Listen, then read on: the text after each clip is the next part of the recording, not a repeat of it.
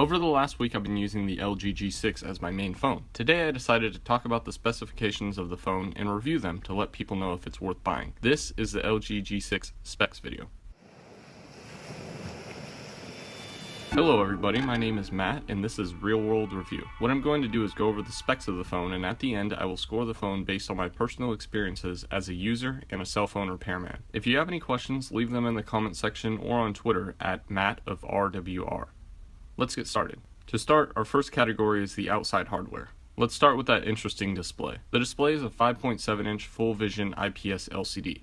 The screen resolution is 1440 by 2880, totaling 561 pixels per inch. The aspect ratio is 18:9, just like the Samsung S8 and S8 Plus. At a screen brightness of 556 nits, it is slightly dimmer than the iPhone 7, but still pretty bright. There is Corning Gorilla Glass 3 covering the LCD, which is a downgrade from the Gorilla Glass 4 in the LG G5. With that said, it is scratch resistant. The screen to body ratio is about 79%, which is surprising because the LG G5 was 70%. Even though the screen is a major highlight of the phone, let's talk about the rest of the front. We start at the top where the earpiece and the sensors are. In the center is the earpiece, while to the left of that is the proximity sensor as well as the ambient light sensor. On the far left is the front camera, which is a wide-angle 5-megapixel sensor. On the bottom portion, just like the LG G2, G3, G4, and G5, there is nothing but an LG logo. Unlike the LG G5, the front is all glass, just like the G2, G3, and G4.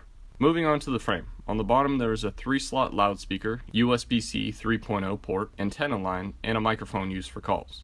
On the right side is another antenna line along with a SIM card and memory card holder, which supports up to 2 terabytes. On the left side is yet another antenna and 2 separate volume buttons. And on the top there are 2 antenna lines along with another microphone for speakerphone calls. Oh, there's also a headset jack. They didn't forget to put that in the phone. On the back of the device is a Gorilla Glass 3 camera lens covering both cameras, a dual LED flash, and a fingerprint scanner that doubles as a power button. The back is made out of a slightly curved Gorilla Glass 5 slab. Notice that the back is actually supposed to be more durable than the front. As for the size, the device is 148.9 millimeters tall, 71.9 millimeters wide, and 7.9 millimeters thick, or 5.86 inches tall, 2.83 inches wide, and 0.31 inches thick. As for the weight, the G6 is 163 grams, or 5.75 ounces. Unlike the LG G5, the side is made out of aluminum rather than a plastic-aluminum mix. The phone is water resistant with an IP68 certification, which is assumed why they moved away from the removable battery. Now we'll move on to the cameras, and yes, all 3 of them. The rear cameras are both 13 megapixel sensors with a dual LED flash. The right camera is a standard angle 71-degree lens with the sensor being almost 1/3 of an inch and f1.8 aperture, while the left camera is a wide-angle 125-degree lens with the sensor being the same size but with an f2.4 aperture. The phone has phase detection autofocus, can capture raw image, digital zoom up to 8 times for still pictures and video, burst mode, a second version of optical image stabilization, 360-degree panorama, and high dynamic range or HDR. Photos can be taken in different formats like 4:3, 16:9, 18:9, and 1:1. The rear camera can record video in a few different ways. You can record 4K at 30 frames per second, 1080p at 30 or 60 frames per second, 720 at 30 frames per second, and slow motion video can be captured at only 720p at 120 frames per second. The camera supports time-lapse video and has a few different options for that. LG decided to get rid of laser autofocus, but the camera focuses quickly because of the Snapdragon 821 processor inside. The front camera is a 5-megapixel sensor with a wide-angle lens of 100 degrees with an f2.2 aperture and allows you to change it to an 82-degree lens. It allows for 2560 by 2160 recording, which makes it higher than 2K but smaller than 4K recording. There are a bunch of software features for the front camera like auto shot, gesture view, and selfie light. The next category is the inside hardware. Starting with the processor. The processor in this phone is a 64-bit Qualcomm Snapdragon 821 chip. It is a 14nm Cryo quad-core processor with 2 cores running at 2.35 GHz and 2 cores running at 1.6 GHz. Geekbench gives this phone a score of around 1,708 with a single core and 3,715 for the multi-core test. The GPU is an Adreno 530 that runs at 653 MHz and 519.2 GFLOPS. When testing the GPU, Geekbench gives a score of about 5,461. The phone has 4 GB of LPDDR4 RAM, which is pretty standard nowadays. The model I'm reviewing is a VS988, which is the Verizon version, but it supports different carriers like T-Mobile and AT&T. The phone will support 1G, 2G, 3G, and 4G, assuming that the market still supports those. It also supports LTE bands, and those bands are 2, 3, 4, 5, 7, 13, 20, and 66. As for Wi-Fi and Bluetooth, the Wi-Fi chip is a 802.11a, B, G, N, and AC, and the Bluetooth is version 4.2. This phone also supports NFC, SGPS, and AGPS. As for the battery is a 3,300 mAh lithium-ion cell that should last you all day. LG claims that the battery should give you about 20 hours of talk time and a little over 19 days of standby time. The USB-C port does support Quick Charge 3.0 and charges pretty fast. The phone does support wireless charging out of the box, regardless of which model you buy. As for the software, the phone comes out of the box with Android 7.0 Nougat and will support Oreo when LG pushes it out. The skin covering the Nougat operating system is LG's UX 6.0, which adds a ton of features to the Android operating system, like knock on and knock code. This phone supports many different audio formats like AAC, M4A, AMR, MP3, MIDI, WAV, WMA, QCP, DSF, DFF, AIFF, FLAC, AC3, XMF, and OGG. As for video playback, the phone supports a bunch of formats like ASF, XVID, MP4, WMV, 3GP, 3G2, AVI, MKV, WebM, FLV, and TS. Now that we have gone over the specs, it is time for me to give this phone a score. Note that this phone comes with 32GB and the price varies depending on your carrier. The T-Mobile version costs about $650, the AT&T version costs about $585, and the Verizon version costs $672. It should also be noted that this phone is almost 6 months old and most people will buy this phone used, and the scoring does account for this. Let's start with the frame. The materials used on this phone are pretty amazing but are very slippery. The mid-frame is made out of a smooth aluminum and the only plastic on the phone is the antenna lines. The sides do scratch and chip and will be an issue if you're hard on your phone or if you buy this phone used. If the phone drops and hits the corner, it is very possible for the frame to get dented. The issue with this is if it's dropped too hard, it could cause the display to shatter, even if the front is not the impact area. There are 3 buttons on the device and all have compressors, so it's possible for them to go bad.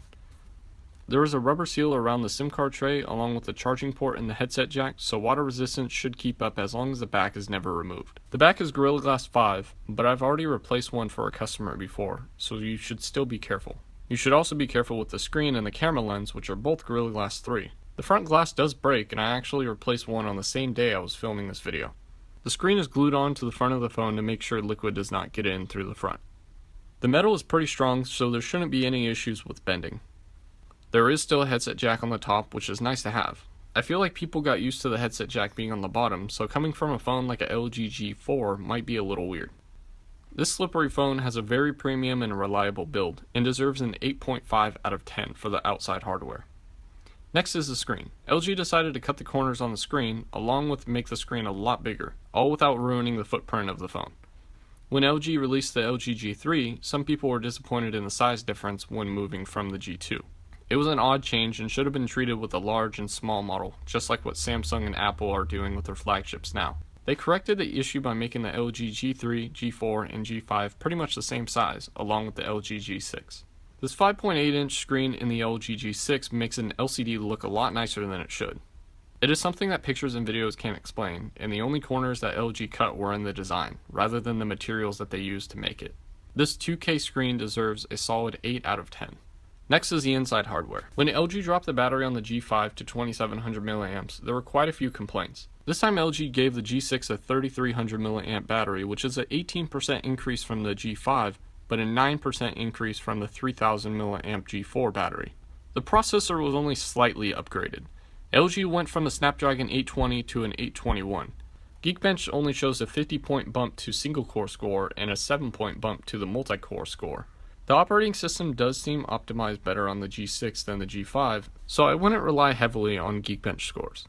The RAM isn't an issue, and it never has been on these LG flagship phones.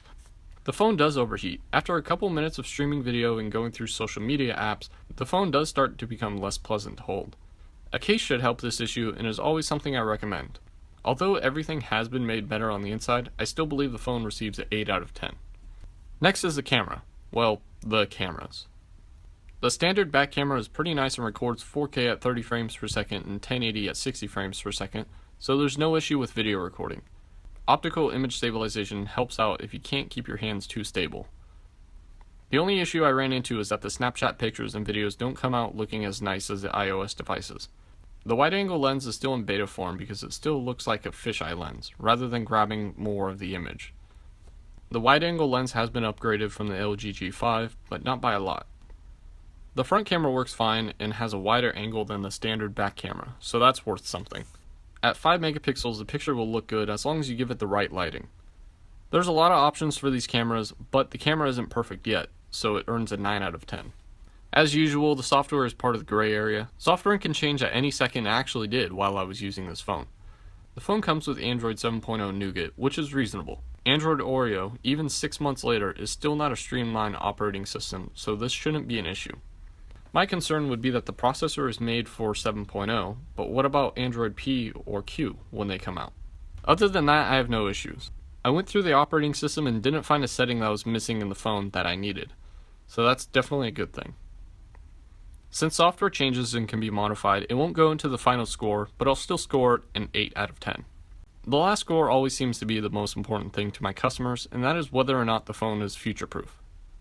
Most of the benefits and issues have been covered, but I'll still go over them again. The processor, while fast, is concerning. The small boost from the Snapdragon 820 to 821 is not a reason to buy the phone, so the same should be said about keeping a phone with the 821. So far, the software is not killing the processor, and it is somewhat obvious as to why LG decided to stay away from the Snapdragon 835, so I can't hate LG for making that choice. It is nice knowing that the processor should be fine for the next couple of years, but if you want to use this phone for the next 4 or 5 years, this might be a concern. The large 3300 mAh battery is a positive choice, especially after a couple years of using this phone. Even after 20% of the battery capacity corrupts, 2640 mAh is not bad, especially when the LG G5 was a 2700 mAh battery. It is worth noting that the battery is not replaceable by the user, so this may be an issue to some. The USB-C port is definitely a step towards future-proofing. The port supports USB 3.0 and is replaceable without soldering. The support of a memory card is perfect, especially when I installed a handful of apps and was already down to 16 GB of usable memory. The phone does support wireless charging, which is going to become more important now that Apple supports it on their new iPhone, so wireless charging will only get better. With all this said, I believe the phone is indeed future-proof and gets an 8 out of 10. Add up the scores and the phone gets a 41.5 out of 50, or 83. The major issue that I had with this phone is the lack of a removable back along with the battery, the processor, and the lack of an OLED or AMOLED screen. Other than that, the phone performed well and I didn't hit any bumps with this phone. The battery lasted me all day and kept up with my busy lifestyle. I would not recommend buying this phone new because LG generally drops the price dramatically after a month or so. But this one has only dropped about $200 in the used market in the last 6 months, so that's not too bad. Overall, I would recommend this phone as long as you put a case on it. And that's it. Let me know what else you want me to review in the comment section below, and I have a question for you guys. Would you rather have a removable battery or waterproofing? Let me know. Thanks for watching.